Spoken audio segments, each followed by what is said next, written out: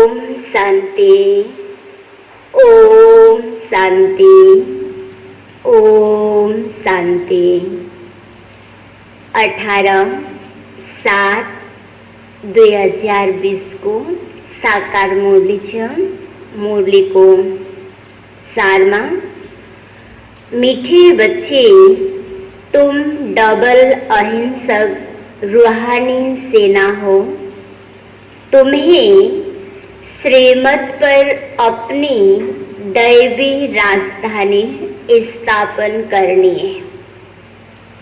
आज बाबाले सार में भन्नुभयो कि हामी डबल अहिंसक सेना हो। र त्यसमा पनि बाबाले भन्नुहुन्छ कि श्रीमत द्वारा, श्रेष्ठ मत द्वारा, परमात्मा को मत द्वारा हामीले दैविक राजधानी स्थापन गर्ने हो। त्यसको लागि बाबाले भन्नुहुन्छ हामीले कुनै हिंसा हैन, अहिंसाको द्वारा नै। त बाबाले आज डबल अहिंसक भन्नुभयो। एउटा हिंसा मनमा, दृष्टिमा नराम्रो दृष्टि, नराम्रो चिन्तनहरू चल्ने, र अर्को हिंसा बाहिर युद्ध गर्ने। त यो दुईटै प्रकारको हिंसा हामी रूहानी सेनाको द्वारा हुँदैन भनेर भन्नुहुन्छ। त यो दुईटै हिंसाबाट अलग बाबाको श्रीमत मर्यादाको द्वारा नै दैविक राजधानीको स्थापन गर्नु छ। प्रश्नमा, तुम रूहानी सेवाधारी बच्चे सभी को किस बात की चेतावनी देते हो? उत्तर में छ, तुम सभी को चेतावनी देते हो कि यह वही महाभारत लड़ाई का समय है। अब यह पुरानी दुनिया विनाश होनी है। बाप नई दुनिया की स्थापना करा रहे हैं। विनाश के बाद फिर जय जयकार होगी। तुम्हें आपस में मिलकर राय करनी चाहिए कि विनाश के पहले सबको बाप का परिचय कैसे मिले। आज बाबाले प्रश्नमा सोध्नु भएको थियो कि तिमी रूहानी सेवाधारी बच्चाहरूलाई, हरेक आत्मालाई कुन कुराको खबरदारी, चेतावनी दिनु छ। त बाबाले उत्तरमा भन्नुभयो कि जुन अहिले समय चलिरहेको छ, परिस्थिति आइरहेको छ, बाबाले भन्नुहुन्छ यो भनेको नै महाभारत युद्ध हो। जुन शास्त्रमा जसको वर्णन छ त्यो समय भनेको अहिलेको काल, अहिले चलिरहेको समय हो। र यसमा यो पुरानो दुनिया खत्म भएर, पुरानोबाट परिवर्तन भएर नयाँ स्थापन स्वयं परमात्मा को द्वारा हुँदैछ।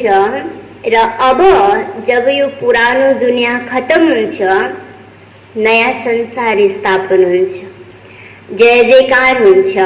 र आपसमा मिलेर एक दूसरासित राय सल्लाह गरेर कि यो पुरानो समय परिवर्तन हुनभन्दा पहिल्यै, विनाश भन्दा पहिल्यै नै हरेक आत्मालाई परमात्माको सन्देश कसरी दिने, यो कुरामा बाबाले भन्नुहुन्छ एक दूसरा मिलेर राय सल्लाह गर भनेर।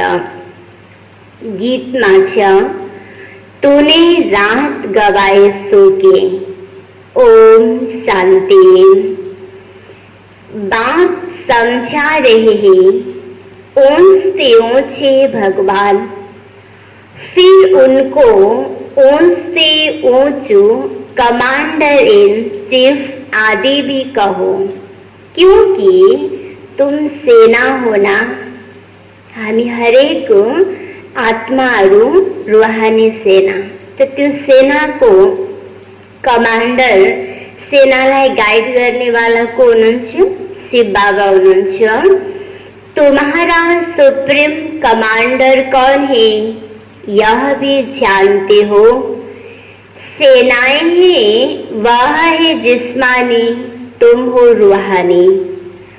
वह हद के और तुम बेहद के। तुम्हारे कमांडर्स भी है, जनरल भी है, तो लेफ्टिनेंट भी है। बच्चे जानते हैं हम श्रीमत पर राजधानी स्थापन कर रहे हैं। लड़ाई आदि की तो कोई भी बात नहीं। हम सारे विश्व पर फिर से अपना दैवी राज्य स्थापन कर रहे हैं श्रीमत से। नया संसार को स्थापना, श्रेष्ठ संसार को स्थापना श्रेष्ठ पिताले दिएको श्रेष्ठ मत द्वारा नै हुन्छ। कल्प कल्प हमारा यह पाठ बजता है, यह सब है बेहद की बात। उन लड़ाइयों में यह बातें नहीं, ऊंच से ऊंच बाप ही उनको जादूगर, रत्नागर, ज्ञान का सागर भी कहा जाता है। बाप की महिमा अपरम अपारी। तुम्हें बुद्धि से सिर्फ बाप को याद करना है, माया याद भुला देती है। तुम हो डबल अहिंसक रूहानी सेना। तुमको यही ख्याल है कि हम अपना राज्य स्थापन कैसे करें। ड्रामा जरूर कराएगा, पुरुषार्थ तो करना ही है ना। समयले गराउँछ तर पनि बाबा भन्नुहुन्छ समयले गराए पनि त्यो समय ल्याउनको लागि, समय अनुसार बन्नको लागि मेहनत त फेरि हामी हरेकले गर्नु नै छ। बिना मेहनत समयले पनि केही पनि गराउँदैन। जो अच्छे अच्छे बच्चे हैं आपस में राय करनी चाहिए। माया से युद्ध तो अंत तक चलती रहेगी। परिस्थिति अन्तसम्म पनि आइ नै राख्छ। त्यस कारण बाबाले भन्नुहुन्छ कि एक दूसरामा राय सल्लाह गर, परिस्थितिबाट पार कसरी हुने, एक दूसराको उन्नति कसरी गराउने, यो बारेमा बाबाले भन्नुहुन्छ चर्चा गर, चिन्तन गर, एक दूसरासित राय सल्लाह लिने दिने कार्य गर। अब देखो, यह भी जानते हो महाभारत लड़ाई होनी है जरूर, नहीं तो पुरानी दुनिया विनाश कैसे हो। बाबा हमको श्रीमत दे रहे हैं, हम बच्चों को फिर से अपना राज्य भाग्य स्थापन करना है। इस पुरानी दुनिया का विनाश हो, फिर भारत में जय जयकार हो जाना है। जिसके लिए तुम निमित्त बने हो, तो आपस में मिलना चाहिए कैसे कैसे हम सर्विस करें। सभी को बाप का पैगाम सुनाएं कि अब इस पुरानी दुनिया का विनाश होना है। बाप नई दुनिया की स्थापना कर रहे हैं। लौकिक बाप भी नया मकान बनाते हैं तो बच्चे खुश होते हैं ना।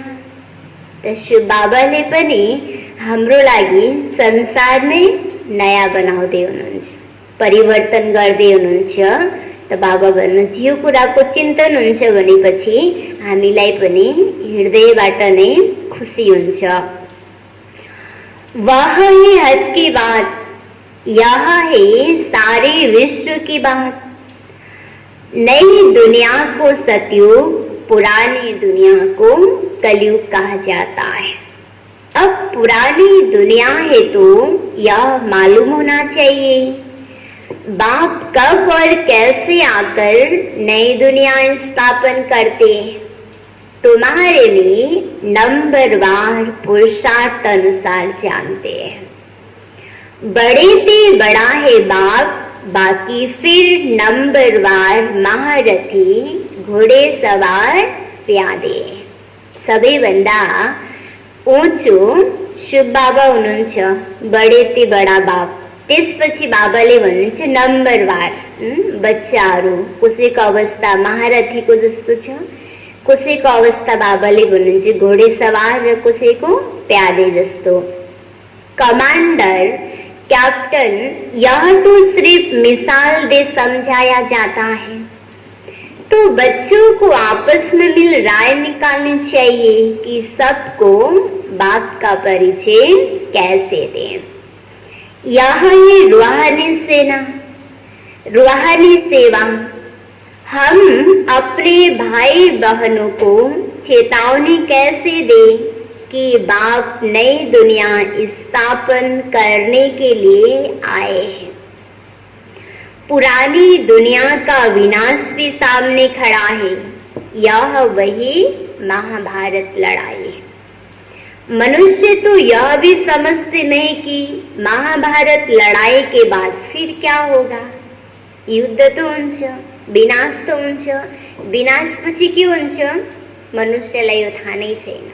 तर परमात्माले स्पष्ट हामीलाई शिक्षा दिनुभयो, यो पुरानो दुनिया परिवर्तनको बाद, विनाशको बाद यो संसारमा नयाँ सृष्टि स्वर्ग सुन्दर दुनियाँको पुनः स्थापन हुन्छ। यो स्पष्ट बाबाले बताउनु भयो। अभी तुम फील करते हो, तुम अभी फील करते हो कि अभी हम संगम पर पुरुषोत्तम बन रहे हैं। अब बाप आए हैं पुरुषोत्तम बनाने। वर्तमान समय ने पुरुषोत्तम युग चलिरहेको छ र आत्मा पनि उत्तम बनने को समय अहिले को समय नहीं हो। इसमें लड़ाई आदि की कोई भी बात नहीं, इसमें लड़ाई आदि गर्नको कुनै कुरा छैन। सिर्फ ईश्वरीय ज्ञान, ईश्वरीय धारणा, ईश्वरीय यादको द्वारा नै हामीले आफ्नो जीवनलाई परिवर्तन गर्ने, श्रेष्ठ बनाउन सक्छौं।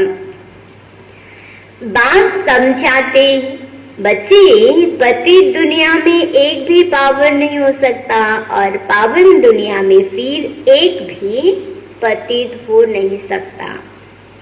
इतनी छोटी बात भी कोई समझते नहीं। तुम बच्चों को सब चित्रों आदि का सार समझाया जाता है। भक्ति मार्ग में मनुष्य जब तक दान पुण्य आदि जो भी करते हैं उससे अल्प काल के लिए कामविष्टा समान सुख की प्राप्ति होती है, परंतु जब यहाँ कोई आकर समझे तब यह बातें बुद्धि में बैठे। यह है ही भक्ति का राज्य।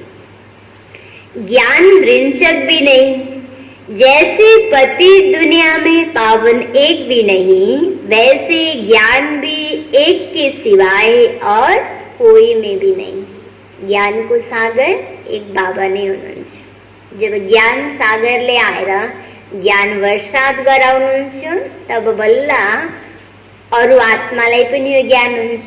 बाँकी बाबाले भन्नुहुन्छ आत्माको ज्ञान यो संसारमा कसैलाई पनि छैन थाहा। किन? ज्ञानको सागर स्वयं परमात्मा नै हुनुहुन्छ।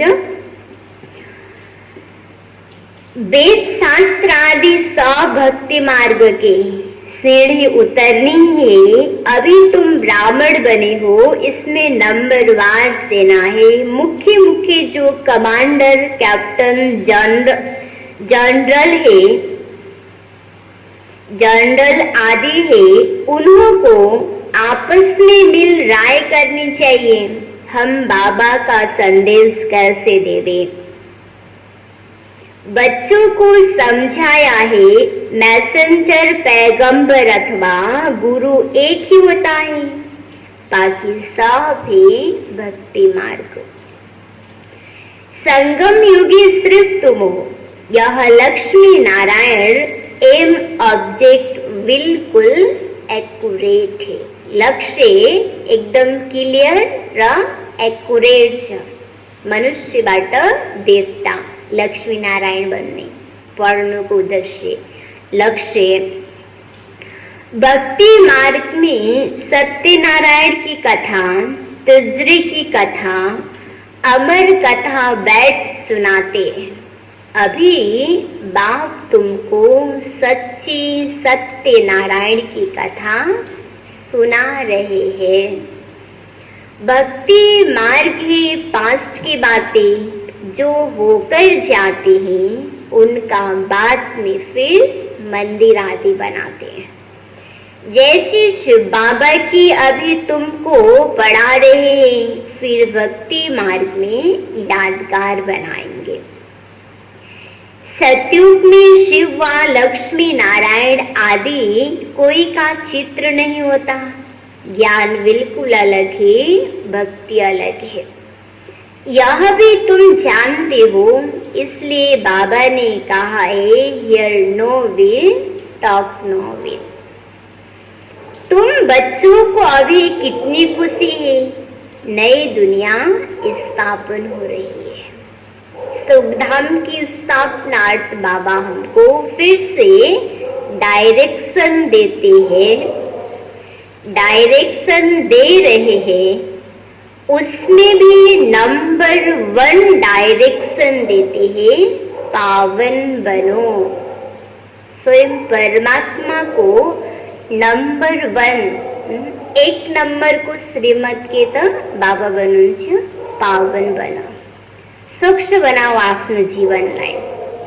संसारमा आज कुनै पनि शक्तिको कमी छैन, तर त्यो हरेक शक्तिहरू फ्लप खाइरहेको छ। जति सफल हुनुपर्ने सफल भइराखेको छैन, कारण शुद्धता छैन। त्यसकारण बाबाले भन्नुहुन्छ नयाँ संसार निर्माणको लागि फर्स्ट भनेको शुद्धता हो। त्यसकारण बाबा भन्नुहुन्छ पावन बन, पावन दुनियामा जानको लागि। पतित तो सभी है ना, तो जो अच्छे अच्छे बच्चे हैं उन्हों को आपस में मिलकर राय करनी चाहिए कि सर्विस को कैसे बढ़ाएं, गरीबों को कैसे मैसेज दे। बाप तो कल को पहले मिशन आया है। कहते हैं अपने को आत्मा समझ, मुझको बाप को याद करो। रास्ता में जरूर स्थापना होनी है, समझेंगे जरूर। जो देवी देवता धर्म के नहीं है वह नहीं समझेंगे। विनाश काले ईश्वर से विपरीत बुद्धि है ना। तुम बच्चे जानते हो हमारा धनी है, इसलिए तुम्हें न विकार में जाना है, न लड़ना झगड़ना है। तुम्हारा ब्राह्मण धर्म बहुत ऊंचे है, वह शूद्र धर्म के, तुम ब्राह्मण धर्म के। तुम चोटी, वह पैर। चोटी के ऊपर है ऊंचते ऊंच भगवान निराकार। इन आंखों से न देखने के कारण विराट रूप में चोटी और शिव बाबा को दिखाते ही नहीं, सिर्फ कह देते देवता, क्षत्रिय, वैश्य, शूद्र। जो देवता बनते हैं वही फिर से पूर्ण जन्म ले क्षत्रिय, वैश्य, शूद्र बनते हैं। विराट रूप का भी अर्थ कोई नहीं जानते। अभी तुम समझते हो तो करेक्ट चित्र बनाना है, शिव बाबा भी दिखाना है और ब्राह्मण भी दिखाए। तुमको अब सबको यह मैसेज देना है कि अपने को आत्मा समझ, बाप को याद करो। तुम्हारा काम है संदेश देना, मैसेज देना। जैसे बाप की महिमा अपरम अपार है, वैसे भारत की भी बहुत महिमा है। यह भी 7 रोज कोई सुने तब बुद्धि में बैठे, कहते फुर्सत नहीं। अरे आधा कल्प पुकारते आए हो, अब वह प्रैक्टिकल में आया हुआ है। बाप को आना ही है अंत में। यह भी तुम ब्राह्मण जानते हो, नंबरवार पुरुषार्थ अनुसार। पढ़ाई शुरू की और निश्चय हुआ, मासुक आया हुआ है। जिसको हम पुकारते थे जरूर कोई शरीर में आया होगा। उनको अपना शरीर तो ही नहीं। बाप कहते हैं मैं इनमें प्रवेश कर तुम बच्चों को सृष्टि चक्र की, रचयिता और रचना की नॉलेज देता हूँ। यह और कोई नहीं जानते, यह है पढ़ाई। बहुत सहज करके समझाते हैं। बाबा कहते हैं हम तुमको कितना धनवान बनाता हूँ। कल्प कल्प तुम्हारे जैसा पवित्र और सुखी कोई नहीं। तुम बच्चे इस समय सभी को ज्ञान दान देते हो। बाप तुम्हें रत्नों का दान देते हैं, तुम दूसरों को दान देते हो। भारत को स्वर्ग बनाते हो। तुम अपने ही तन मन धन से श्रीमत पर भारत को स्वर्ग बना रहे हो। कितना ऊंचा कार्य है। तुम गुप्त सेना हो, किसको भी पता नहीं है। तुम जानते हो हम विश्व की बादशाही ले रहे हैं। श्रीमत द्वारा श्रेष्ठ बनते हैं। सतयुग त्रेता में पवित्र प्रवृत्ति मार्ग है। अपवित्र राजाएं, पवित्र राजा रानी लक्ष्मी नारायण की पूजा करते हैं। पवित्र प्रवृत्ति मार्ग वालों का राज्य चलता है। फिर होता है अपवित्र प्रवृत्ति मार्ग। आधा आधा है ना। पहला गृहस्थ बाबाले भन्नुहुन्छ सूक्ष्म थियो, पवित्र थियो। सृष्टि परिवर्तनको साथ साथमा आत्मामा मानव जीवनमा पनि परिवर्तन भयो। त त्यही गृहस्थ पवित्रबाट अपवित्र बन्न थाल्यो। जब गृहस्थ अपवित्र भयो त बाबा भन्नुहुन्छ अपवित्र गृहस्थीहरूले पवित्र गृहस्थी देवी देवताहरूलाई, लक्ष्मी नारायणहरूलाई के गर्न थाले? पूज्न थाले, मान्न थाले। तो अपवित्र प्रवृत्ति मार्ग आधा आधा है, दिन और रात। लाखों वर्ष की बात हो फिर आधा आधा तो हो न सके। लाखों वर्ष हो तो फिर हिंदू जो वास्तव में देवता धर्म के हैं उनकी संख्या बहुत बड़ी होनी चाहिए, अनगिनत होनी चाहिए। अभी तो गिनती करते हैं ना। यह ड्रामा में नूदे फिर भी होगा, मौत सामने खड़ा है। यह वही महाभारत लड़ाई है। तो आपस में मिलकर सर्विस का प्लान बनाना है। सर्विस करते भी रहते हैं, नए नए चित्र निकलते हैं, प्रदर्शन भी करते हैं। अच्छा फिर क्या किया जाए? अच्छा रूहानी म्यूजियम बनाओ।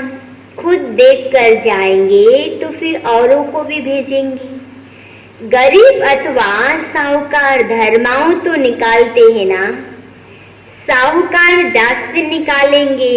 इसमें भी ऐसे कोई 1000 निकालेंगे, कोई कम, कोई तो 2 रुपया भी बेच देते।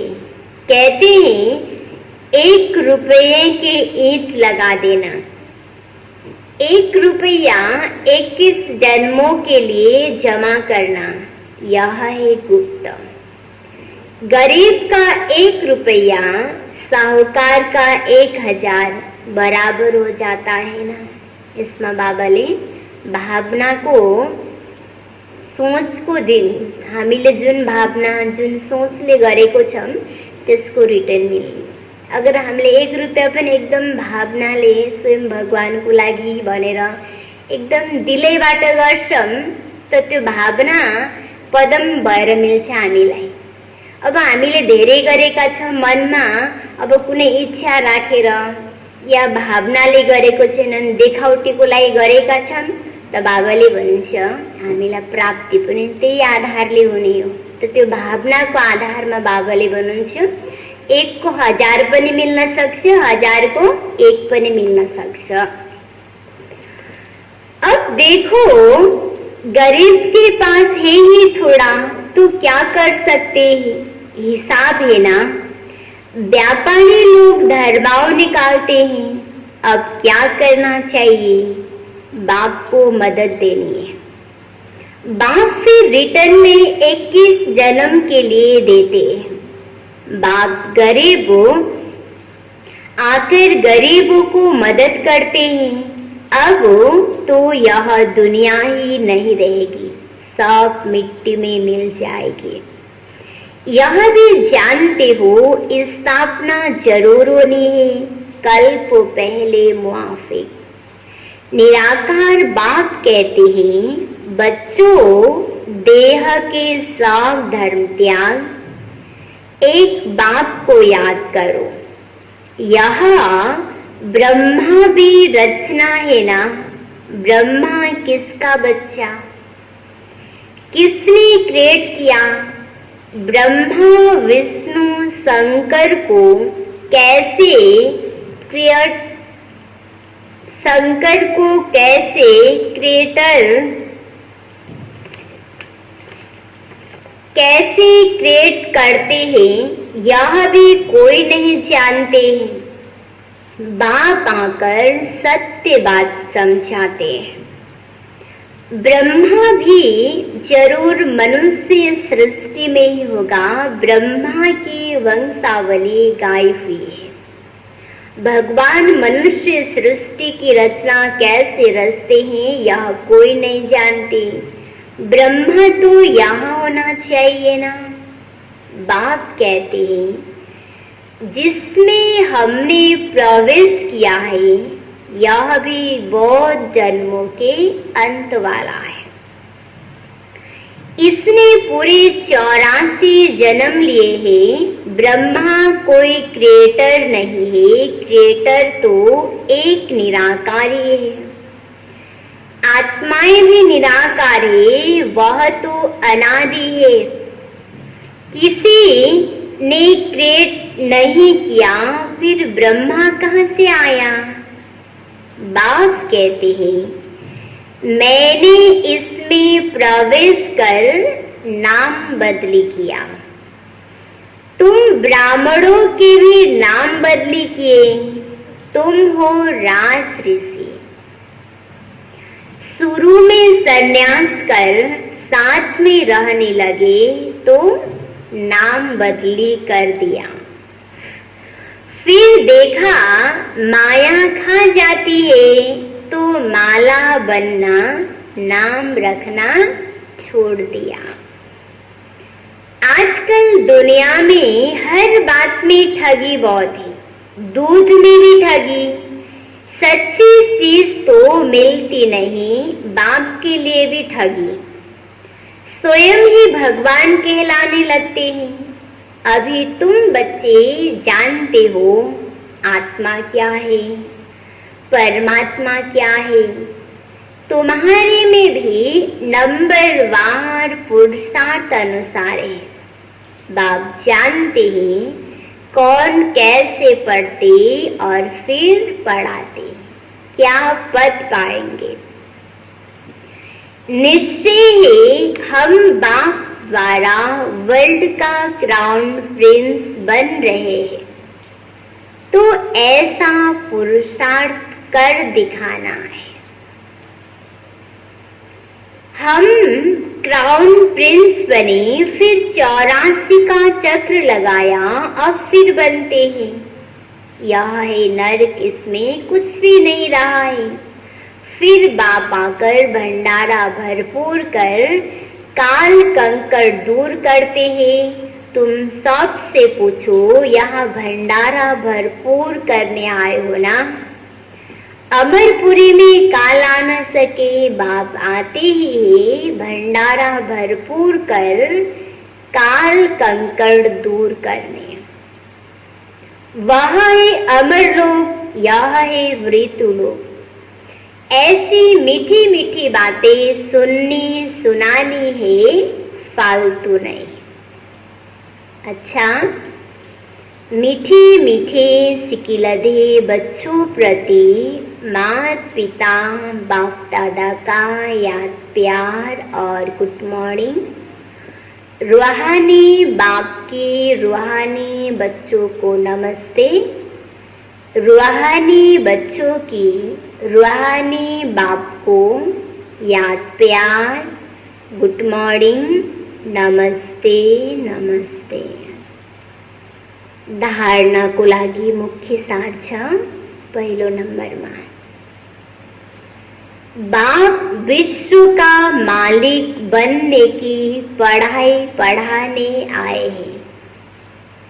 इसलिए कभी ऐसा नहीं कहना कि हमें फुर्सत नहीं।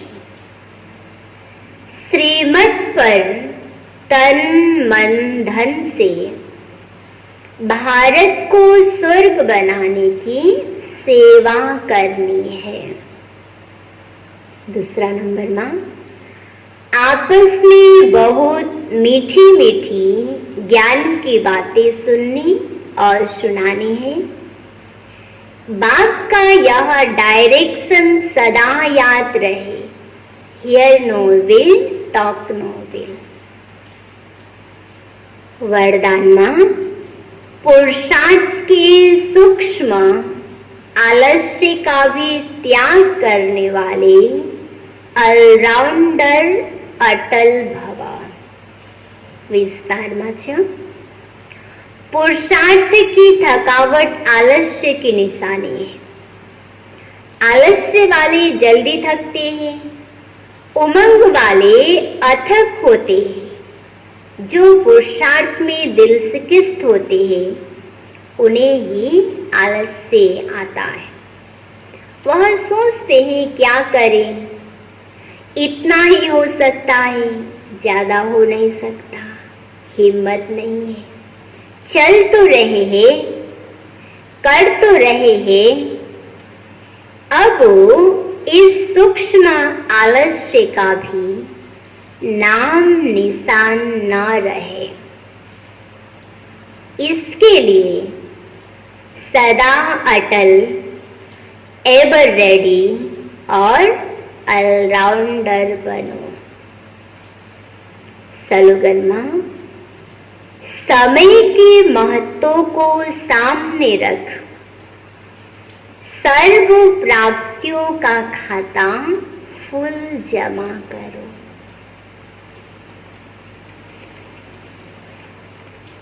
मुरली को सार मध्यो, मीठे बच्चे, तुम डबल अहिंसक रूहानी सेना हो। तुम्हें श्रीमत पर अपनी दैवी राजधानी स्थापन करनी है। प्रश्न उत्तर मध्यो, तुम रूहानी सेवाधारी बच्चे सभी को किस बात की चेतावनी देते हो? तुम सभी को चेतावनी देते हो कि यह वही महाभारत लड़ाई का समय है। अब यह पुरानी दुनिया विनाश होनी है, बाप नई दुनिया की स्थापना करा रहे हैं। विनाश के बाद फिर जय जयकार होगी। तुम्हें आपस में मिलकर राय करनी चाहिए कि विनाश के पहले सबको बाप का परिचय कैसे मिले।